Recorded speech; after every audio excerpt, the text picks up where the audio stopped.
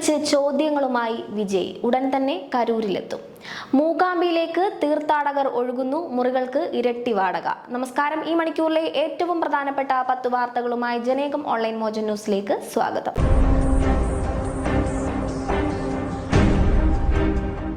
കരൂർ ദുരന്തത്തിനു ശേഷം വീഡിയോ സന്ദേശത്തിലൂടെ ആദ്യ പ്രതികരണവുമായി TVK അധ്യക്ഷൻ വിജയ്. ഇത്രയേറെ വേദന ഒരിക്കലും അനുഭവിച്ചിട്ടില്ലെന്നും മനസ്സിൽ വേദന മാത്രമാണുള്ളതെന്നും വീഡിയോ സന്ദേശത്തിൽ വിജയ് പറഞ്ഞു. കരൂർ ദുരന്തത്തിനു ശേഷം സാമൂഹിക മാധ്യമത്തിലൂടെ പ്രസ്താവന ഇറക്കിയ വിജയ് ആദ്യമായാണ് പ്രതികരിക്കുന്നത്.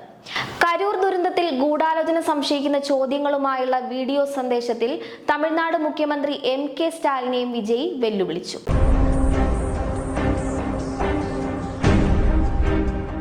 നവരാത്രി ഉത്സവത്തിനായി എത്തുന്ന തീർത്ഥാടകരെ വരവേൽക്കാൻ കൊല്ലൂർ മൂകാംബിക ക്ഷേത്രത്തിൽ വിപുലമായ ഒരുക്കങ്ങൾ.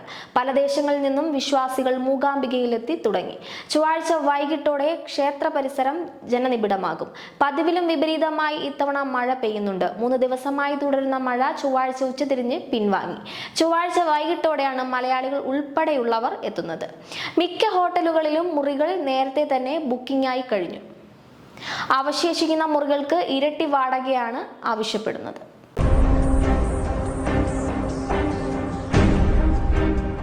സംസ്ഥാനത്തെ വനം റേഞ്ച് ഓഫീസുകളിൽ വിജിലൻസ് നടത്തിയ മിന്നൽ പരിശോധനയിൽ കുറ്റക്കാരെന്ന് കണ്ടെത്തിയ 2 റേഞ്ച് ഓഫീസർമാർക്കെതിരെ നടപടി.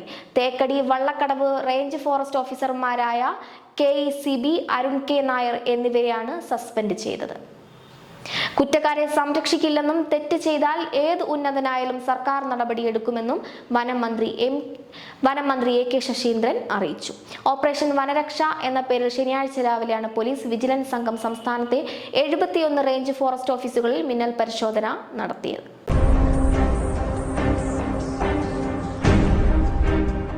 ലഡാക്ക് സംഘർഷത്തിന് പിന്നാലെ സർക്കാരുമായി ചർച്ചയ്ക്കില്ലെന്ന് പ്രഖ്യാപിച്ച് കാർഗിൽ ഡെമോക്രാറ്റ് അലയൻസും സംഘർഷത്തിനിടെ പ്രതിഷേധക്കാർക്ക് നേരെ പോലീസ് നടത്തിയ വെടിവെപ്പിനെ ന്യായീകരിച്ച് ലഫ്റ്റനന്റ് ഗവർണർ രംഗത്തെത്തി. കേന്ദ്ര സർക്കാർ സോനം വാങ്ചുക്കിനെതിരെ നടത്തുന്നത് പകപോക്കൽ നടപടിയെന്ന് ഭാര്യ ഗീതാഞ്ജലി J അഗ്മോ പ്രതികരിച്ചു.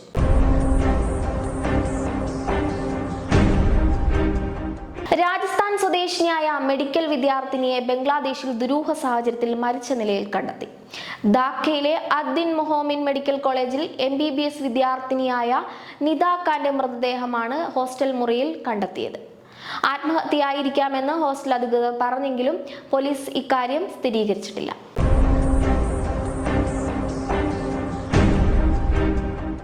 കേരളത്തിൽ സ്വീകാര്യമായ സ്ഥലം ലഭ്യമല്ലെങ്കിൽ എയിംസ് തമിഴ്നാട്ടിലേക്ക് മാറ്റുമെന്ന് പരാമർശത്തിൽ മലക്കം മറിഞ്ഞ് കേന്ദ്രമന്ത്രി സുരേഷ് ഗോപി.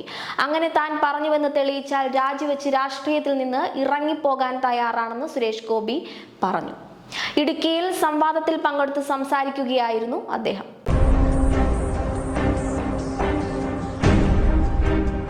ഭിന്നശേഷി സംവരണ നിയമന വിവാദത്തിൽ നിലപാട് കടുപ്പിച്ച് വിദ്യാഭ്യാസ മന്ത്രി V ശിവൻകുട്ടി.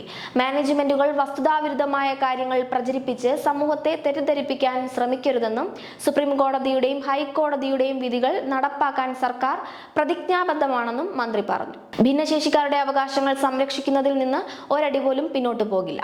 ഒഴിവുകൾ ബോധപൂർവം റിപ്പോർട്ട് ചെയ്യാത്ത മാനേജ്മെന്റുകൾക്കെതിരെ ശക്തമായ നടപടികൾ സ്വീകരിക്കുമെന്നും മന്ത്രി കൂട്ടിച്ചേർത്തു.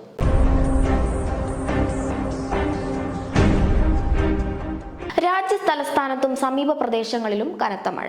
ചൊവ്വാഴ്ചയാണ് ഡൽഹിയിൽ ശക്തമായ മഴ പെയ്തത്. കനത്ത മഴയെ തുടർന്ന് നഗരത്തിലും പല ഭാഗങ്ങളിലും വെള്ളക്കെട്ടുകൾ ഉണ്ടായി. ചൊവ്വാഴ്ച രാവിലെ മുതൽ തുടരുന്ന മഴ വിമാന സർവീസുകളെ ബാധിച്ചേക്കാമെന്ന് വിമാന കമ്പനികൾ മുന്നറിയിപ്പ് നൽകിയിട്ടുണ്ട്.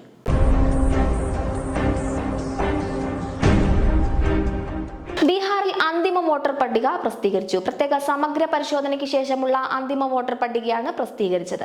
തെരഞ്ഞെടുപ്പ് കമ്മീഷന്റെ കണക്കുകൾ പ്രകാരം 7.42 കോടി വോട്ടർമാരാണ് അന്തിമ വോട്ടർ പട്ടികയിൽ ഉള്ളത്. പുതിയ കണക്ക് പ്രകാരം 21.53 ലക്ഷം വോട്ടർമാരെയാണ് അധികം ചേർത്തിരിക്കുന്നത്. ഓഗസ്റ്റിൽ ആദ്യം പ്രസിദ്ധീകരിച്ച കരട് വോട്ടർ പട്ടികയിൽ നിന്ന് 3.66 ലക്ഷം പേരെ ഒഴിവാക്കിയിട്ടുണ്ട്.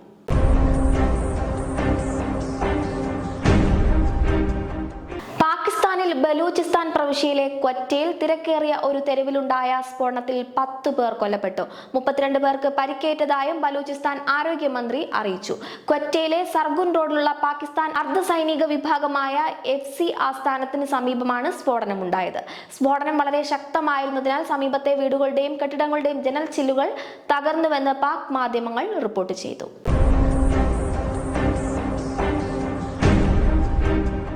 ജനേകം ഓൺലൈൻ മോജോ ന്യൂസിലൂടെ വീണ്ടും കാണാം. കൂടുതൽ വാർത്തകൾക്കും വീഡിയോകൾക്കുമായി ജനേകത്തിന്റെ വെബ്സൈറ്റ്, യൂട്യൂബ് ചാനലുകൾ സന്ദർശിക്കുക.